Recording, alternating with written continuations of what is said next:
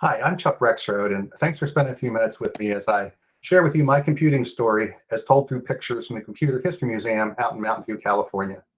I was out there for a weekend between work at Google on 2 different weeks and had an opportunity to go through the museum, and it was a tremendous amount of fun. If you're ever out there, I would really encourage it.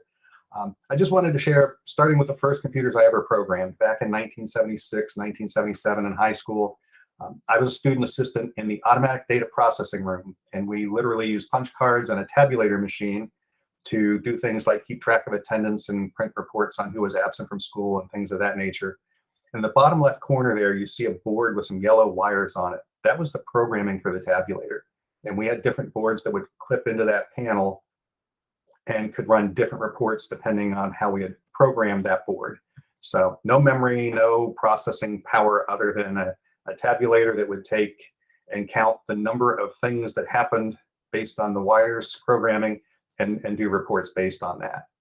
The other thing that we had in our high school was a teletype machine that used paper tape to store our programs, and it used 300 baud dial-up to communicate with a server that was out in Fairfax City. We were in Fairfax County, and this machine allowed us to do programming in BASIC. And so it was very, very simple stuff, but pretty exciting at the time because there was nothing else out there.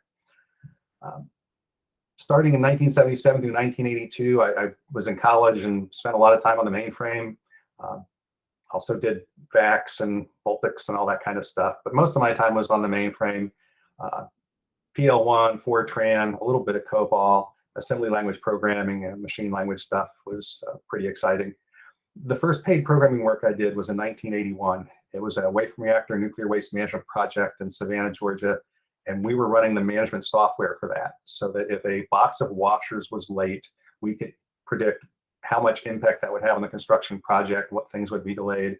And that was pretty exciting stuff back in that time period to be able to have that kind of management software. The project ultimately was scrapped and never came to fruition, unfortunately, but it was a very interesting programming project. And this was the standard computer terminal. This was exciting stuff when you got to use one of these, the green screen, as they call it. And this was a whole lot nicer than punch cards. And we were using VMCMS, which was a really nice environment that protected everybody from each other, which was kind of nice on the mainframe, and spent a lot of time staring at these green screens, many, many hours per day. It was really funny to see these cards in the museum because I still have them. And these were the reference cards with the machine language instructions and everything you needed to know to write machine language programming for System 360, 370, that kind of thing. I did mainframe programming for 2 different banks, the FDIC, Geico Insurance, and once in a great while, I'd be doing some programming and have to pull out the reference card to remind myself of what a particular mnemonic was for a particular assembly language function. But ultimately, I didn't have to use those too much as I got going. This is something I never actually touched. My father was a IBM hardware engineer. He repaired mainframes and all the things that went around them. And this was something they called the data cell drive, but it was better known as a noodle grabber. And the bottom right there is a strip of basically, if you think of it as computer tape, it's about 2 inches wide and about a foot long. And each one of those could store 1,000 characters. So that was really big stuff at the time. This never really caught on. It just didn't ever work all that well. But it was something that IBM tried to have more storage available that was more or less random access as opposed to tape, which is obviously just sequential access. For fun at the time, we had the Atari Pong game, and these were a lot of fun, but they all had various little things going on with them, and I repaired a ton of these for people. And I'd basically ride my bike over to Radio Shack and buy 4 or 5 of them off the junk table for, I don't know, $5 to $10, and repair them and sell them to people for $5 a piece or something silly. So it was a fun thing to play with at the time, and it was the playing ping pong on your TV set using those 2 knobs to run the controllers back and forth. I also worked for Radio Shack part-time back in the day and sold the TRS-80, which was a very exciting computer. It ran BASIC, and only $1,000 for a machine that could run BASIC at a speed of 1 megahertz. Thinking about that today and what our phones have, it just is mind-boggling. A kind of step up from the Radio Shack was the Commodore 64. This was the really hot machine. I had one of these and had the floppy drive for it so that I wouldn't have to store everything on cassette tape. These were about a megahertz, 64K of memory, and 8-bit machine, and they were only like $600, and then the disk drive was another 200 or 300. So you were still in the neighborhood of $1,000 for something that had that capability, and those were what we were programming at the time.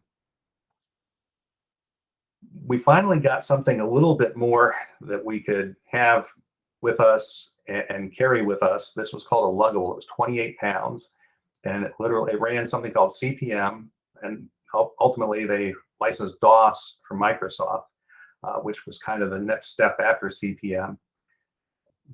We used to literally carry these things on the subway and carry them home and back and forth so we could do programming work at night.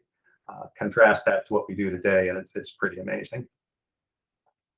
And then all of that was happening without really computer networks. Those computers that we've been looking at, they didn't talk to each other. They had a floppy disk, and that's what you used for moving information from one machine to another. So the first networks that I ever worked on, literally the coax cable was the size of my thumb.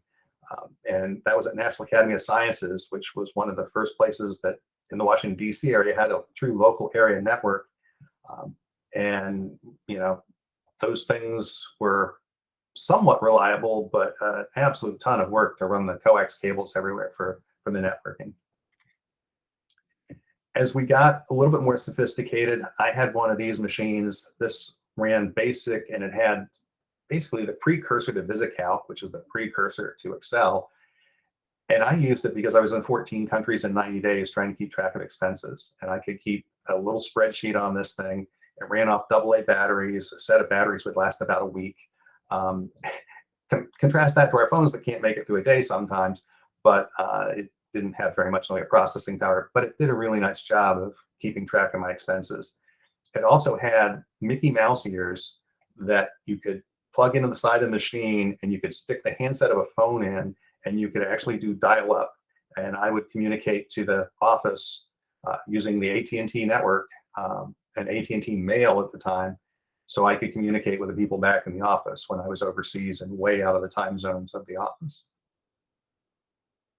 We got a little more sophisticated in 1995 range with this Butterfly keyboard. It was a small laptop, but the keyboard was full size because it swung out over top of the case. Really cool idea. Worked great. They didn't sell a ton of them because most people wanted a bigger display too. So, but it was a cool machine. And then we had the Palm Pilot. These things were just so exciting when they came out because you could synchronize it to your laptop, and then you could have something in your hand that had the phone numbers and your calendar and everything on it. And that was just really absolutely amazing at the time.